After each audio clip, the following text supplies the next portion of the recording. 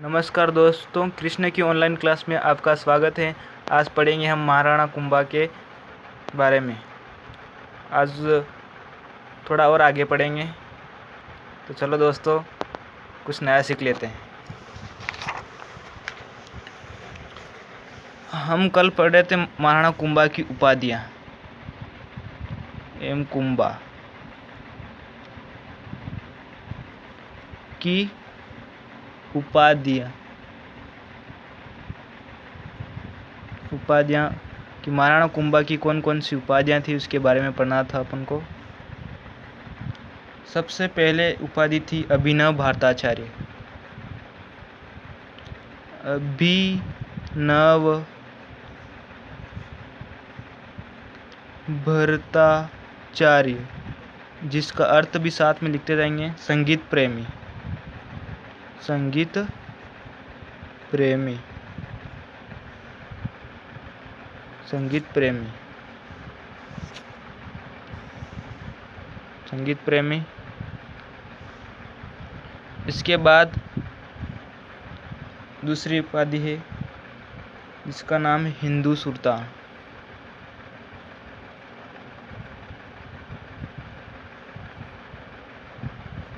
यानी हिंदुओं का आश्रयदाता।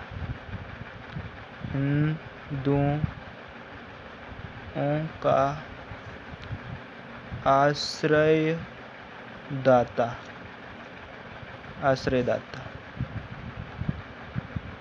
उसके बाद आता है राण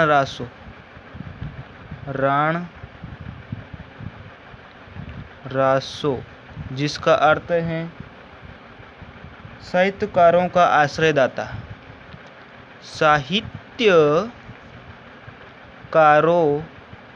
का आश्रयदाता। इसके बाद हाल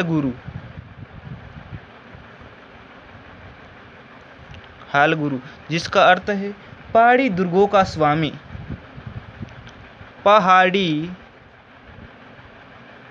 दुर्गों का स्वामी।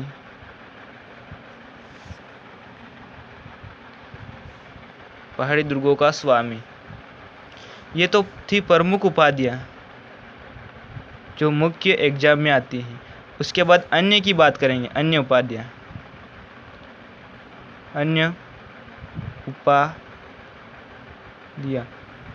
उपाधियाँ भी थी, उसके बारे में अपन पढ़ेंगे कि अन्य उपाधियाँ कौन कौन सी थी।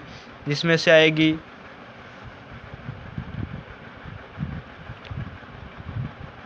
आएगी चाप गुरु,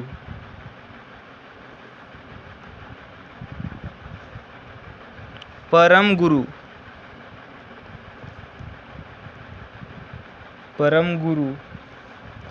एक आएगा दान गुरु,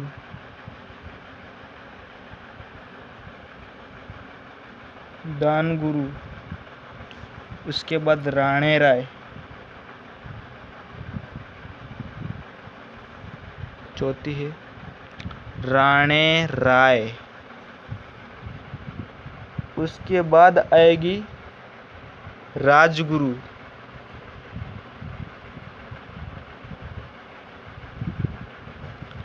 के बाद आएगी महाराणा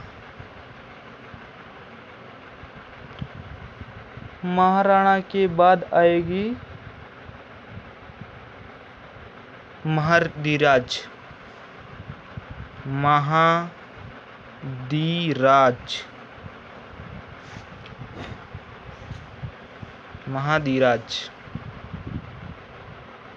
महाधिराज के बाद आएगी चाप गुरु। हो गया। ये उपाधियाँ अन्य उपाधियाँ हैं। अब इन उपाधियों का वर्णन कहाँ कहाँ मिलता है उसके बारे में देखते हैं। उपाधियों का वर्णन एक तो मिलता है उपाधियों का वर्णन। उपाधियों का वर्णन कहाँ कहाँ मिलता है इसके बारे में भी अपन को देखना पड़ेगा कि इन उपाधियों का वर्णन कहाँ कहाँ मिलता है। एक तो मिलता है कुंभलगढ़ प्रस्तुति, कुंभलगढ़ प्रशस्ति,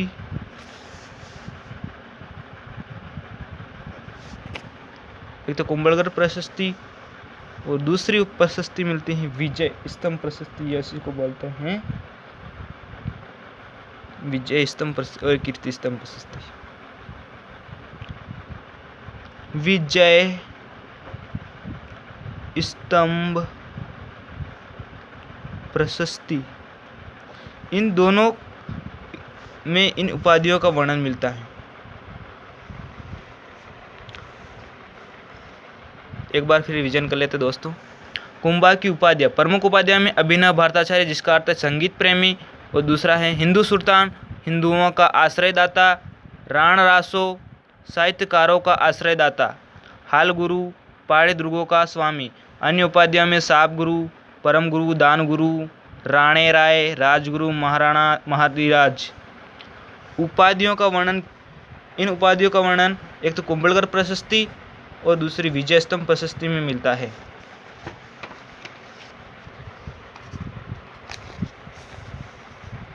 दो प्रशस्ति में मिलता है। इसके बारे में दोस्त आगे पढ़ते हैं। महाराणा कुंभा के प्रमुख सैन्य अभियान के बारे में देखेंगे, कौन कौन से सैन्य अभियान थे। एम कुंभा यानी महाराणा कुंभा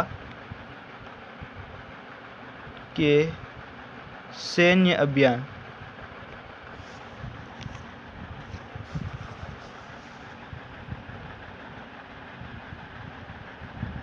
महाराणा कुंभा के सैन्य अभियान के बारे में देखेंगे।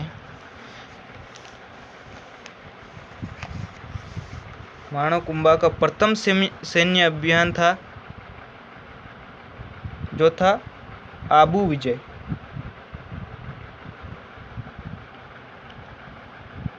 आबू विजय, प्रथम सैन्य अभियान आबू विजय। यहाँ का शासक था शेषमल।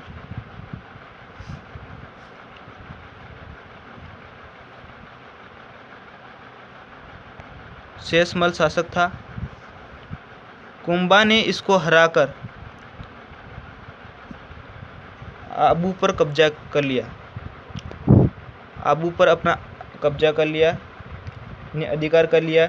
उसके बाद अधिकार करने के बाद महाराणा कुंभा ने यहाँ पर दो दुर्ग बनाए जिसका नाम है अचलगढ़ दुर्ग, अचलगढ़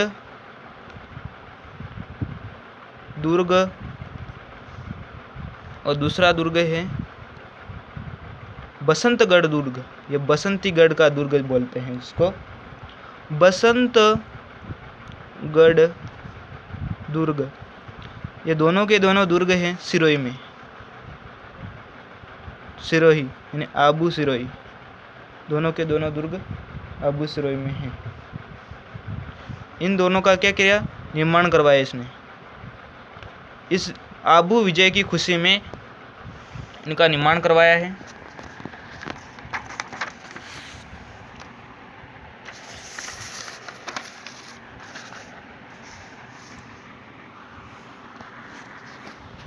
आगे पढ़ेंगे अब नागौर विजय के बारे में। दूसरी विजय है नागौर विजय।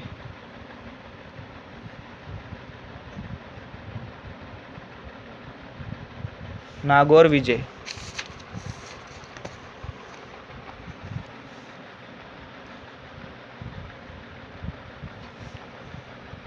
नागौर में जो शासक था जिसका नाम था शम्स खान।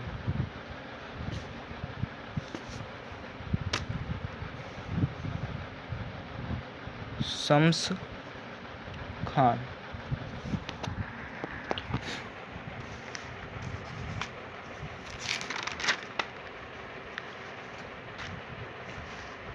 शम्स खान नागौर का शासक था जो कुंभा के सहयोग से शासक बना था। किसके सहयोग से? कुंभा, इसकी सहयोग से शासक बना।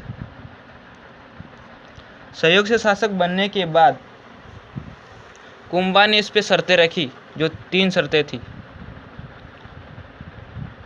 शर्तें पहली शर्त थी कि गोहत्या पर प्रतिबंध लगेगा, गोहत्या पर प्रतिबंध रहेगा।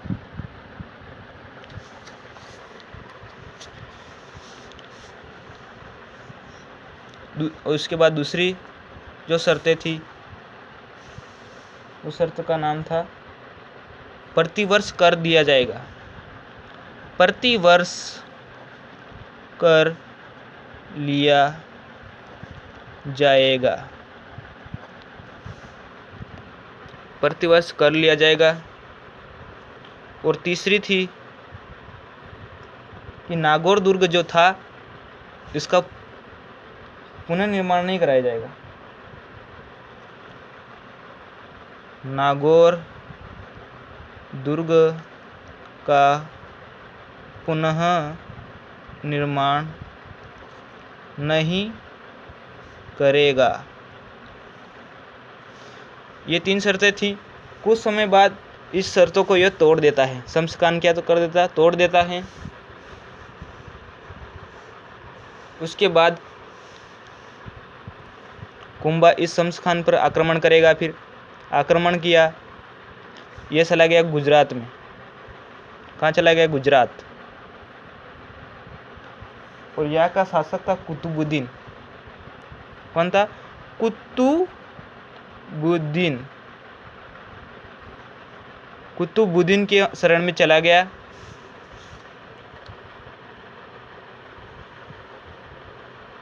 दोनों मिलने के बाद कुछ समय बाद फिर युद्ध हुआ।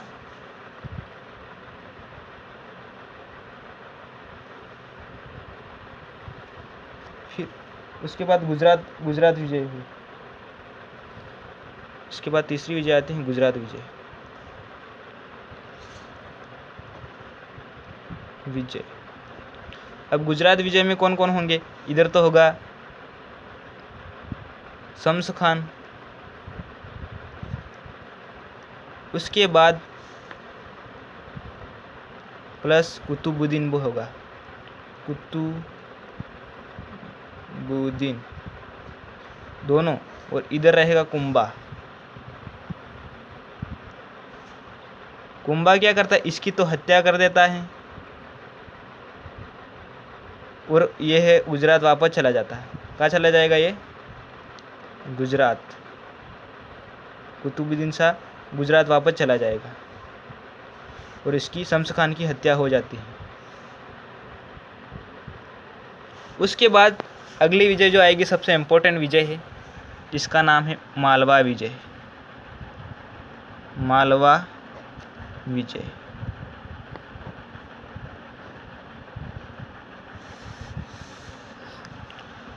मालवा विजय ये हुआ था, एक तरफ मालवा का शासक था जिसका नाम था महमूद खिलजी फर्स्ट, महमूद खिलजी यानी प्रथम। और इधर था कुंभा।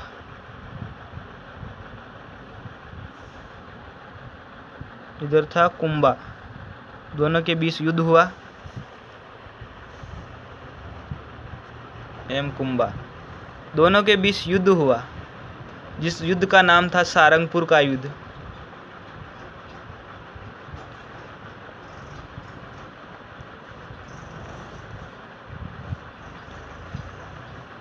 जिसमें महमूद खिलजी हार गया और कुंभा की क्या हो गई? जीत।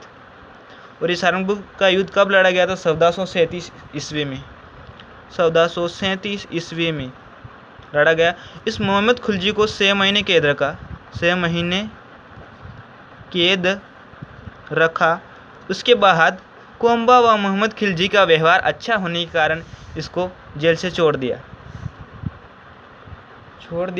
इसी मालवा विजय के उपलक्ष्य में क्या बनाया था? विजय स्तंभ बनाया था, निर्माण करवाया था। किसका निर्माण करवाया था? विजय स्तंभ।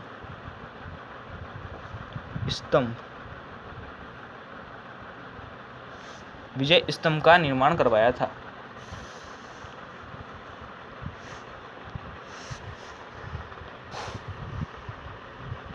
इसके बाद, इस हार के बाद महमूद खिलजी कहाँ चला जाएगा? गुजरात चला जाएगा।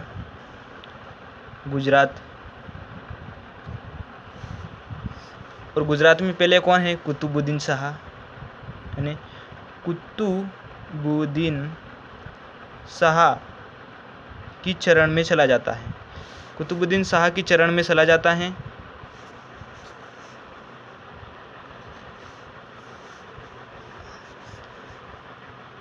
अब महमूद खिलजी यानी MK फर्स्ट विस गुजरात के शासक कुतुबुद्दीन शाह, दोनों के बीच क्या होगा? एक संधि होगी।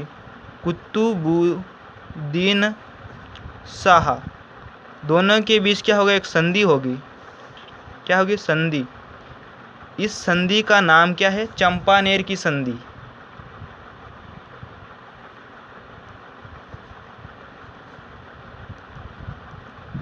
चंपानेर की संधि।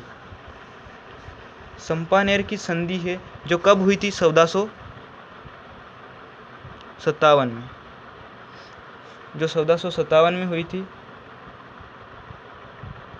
उसके बाद कुंभा ने इन दोनों पर फिर आक्रमण किया।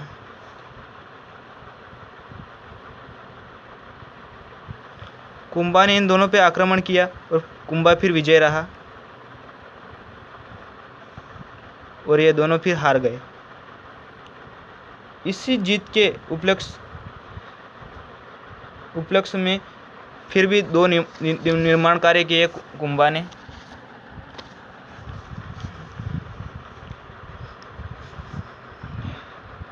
दो कार्य किए। एक तो था फर्स्ट निर्माण कार्य, बदनौर का किला बनाया था। बदनौर दुर्ग जो कहाँ है? भीलवाड़ा।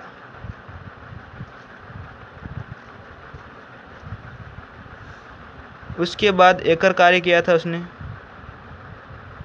दूसरा निर्माण, कुशाला माता मंदिर। कुशाला माता मंदिर, ये भी क्या है? भीलवाड़ा।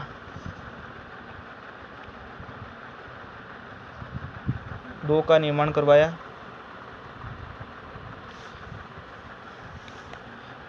इसी मालवा विजय को कुंभा की द्वितीय, कौन सी? द्वितीय मालवा विजय कहा जाता है। MK फर्स्ट व महमूद खिलजी यानी कुतुबुद्दीन शाह दोनों के बीच संधि होने के बाद फिर दोबारा युद्ध हुआ। इसी युद्ध को क्या बोलते हैं? कुंभा की द्वितीय मालवा विजय। 2 बार इस बार कुंभा जीत गया।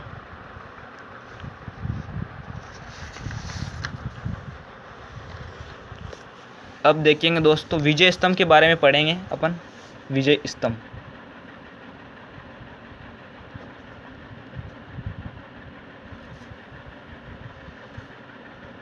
विजय स्तंभ के बारे में पढ़ेंगे। विजय स्तंभ का निर्माण किसने करवाया, कब करवाया, कैसे करवाया, जो भी है उसके बारे में पूरे पढ़ेंगे। इसको क्यों बनाया गया? कि सारंगपुर विजय के उपलक्ष्य में बनाया गया। ठीक है, क्यों बनाया गया? सारंगपुर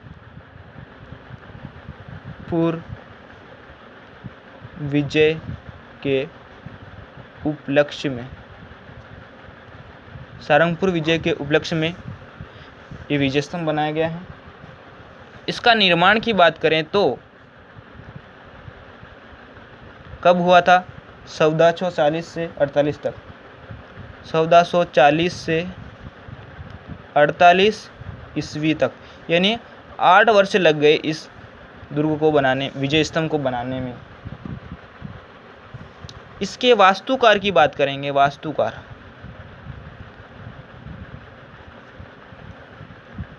वास्तुकार का नाम है जेत्ता, पूंजा, एक है पोम्मा। 3 वास्तुकार हैं। वास्तुकार के बाद ये कितनी मंजिला है, यानी ये 9 मंजिला है।